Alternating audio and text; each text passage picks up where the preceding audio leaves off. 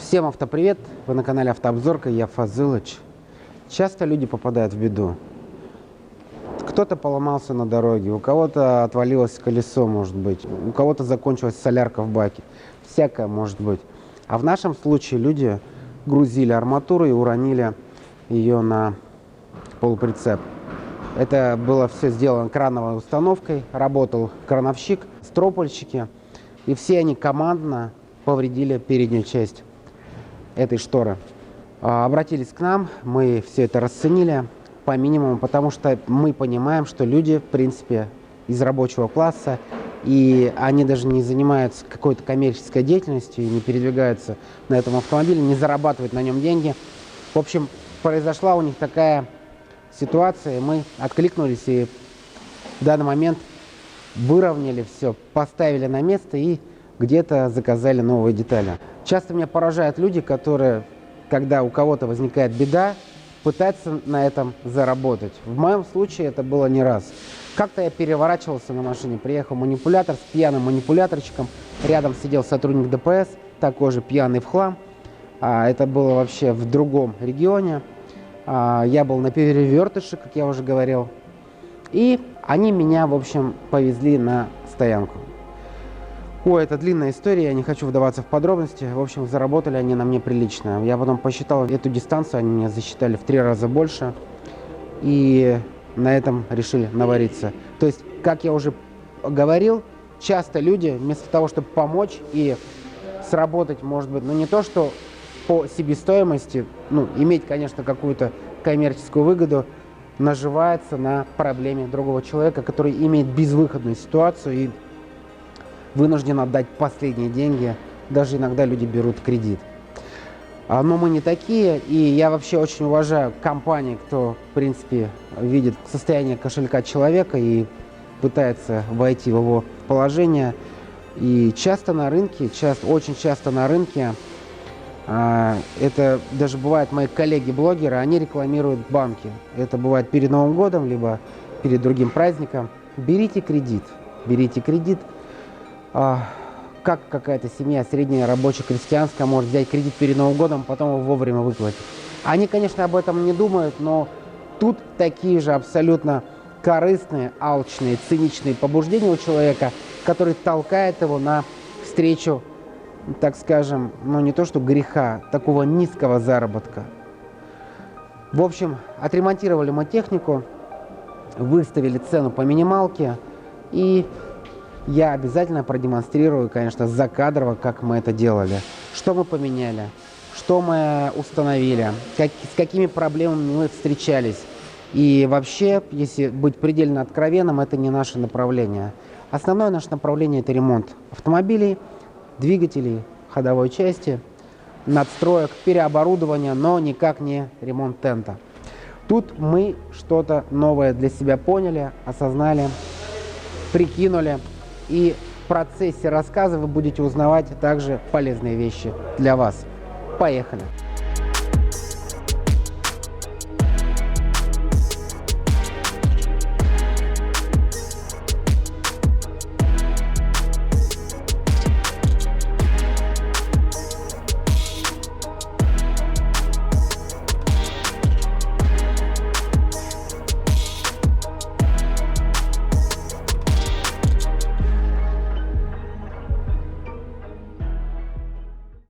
Машина получила следующие повреждения. Была повреждена непосредственно сама сдвижная крыша, сломан угол, разодран тент крыши, сломан борт, получил повреждение второй борт, треснули шарниры сдвижной крыши, лопатки, подшипники также с дефектом. Согнуло само направляющее, ушла передняя стена, и стойки также были смещены со своего места. Столкнулись мы со следующими проблемами.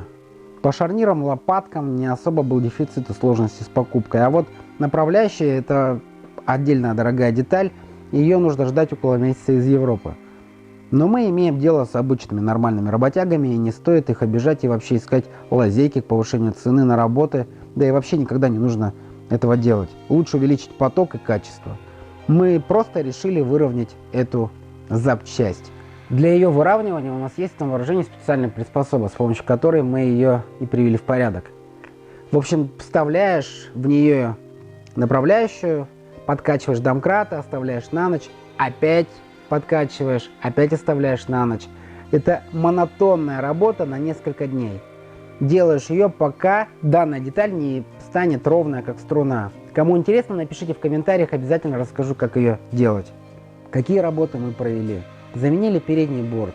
Второй подровняли и решили не менять. Стойки у нас ушли в разные стороны, мы их разобрали и переклепали. Заказали и сменили тент крыши, заклеили с двух сторон боковой тент, заварили угол аргоном, вытянули переднюю часть каркаса, восстановили геометрию. На работу потратили 3 недели. Деятельность эта мелкая, скрупулезная, медленная. Чтобы поднять эту конструкцию, когда все это устанавливаешь, если у вас нет кран-балки, нужно кучу народу. Нам понадобилось 4 человека.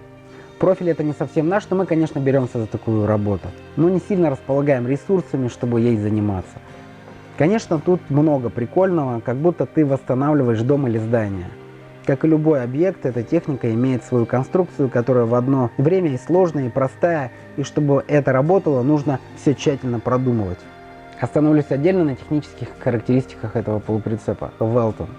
Внешняя длина у него 13 830 мм, внутренняя длина платформы 13 622, внешняя ширина 2550 мм, ширина внутренняя платформа 2480, ширина внутренняя между стойками 2470, внешняя высота 4000 мм, внутренняя боковая высота 2630 мм, внутренняя высота поперечина крыши 2725 мм, колесная колея 2100-2040 мм, межосевое расстояние миллиметров 1310, высота седла 1145 мм, высота платформы 1250 мм, количество европоддонов 34, допустимый полный вес килограмм 39 тысяч, собственный вес килограмм 6580, нагрузка на ось в килограммах на каждую по 9 тысяч, нагрузка на седло 12 тысяч килограмм, объем кузова 92 кубических метра.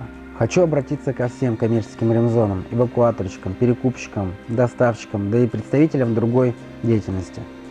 Беда может случиться с любым, и греть руки в связи с решением проблемы простых работяг некрасиво, а также обращение к водилам и собственникам парков. Никогда никого не нанимайте на работу, пока сами не попробуете ее выполнить.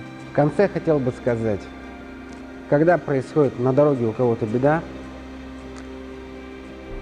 особенно если это бывают люди, а часто сегодня водители пенсионного возраста, необходимо реагировать и помогать друг другу безвозмездно. Почему? Да потому что это обычный закон. Сегодня он, завтра вы. Поэтому думайте об этом и знайте, что мы все люди и все мы смертны. Это канал Автообзорка и я, Фазылыч. Паркуйте лайки, сигнальте в комментариях и соблюдайте правила колокольчика. Всем автопока!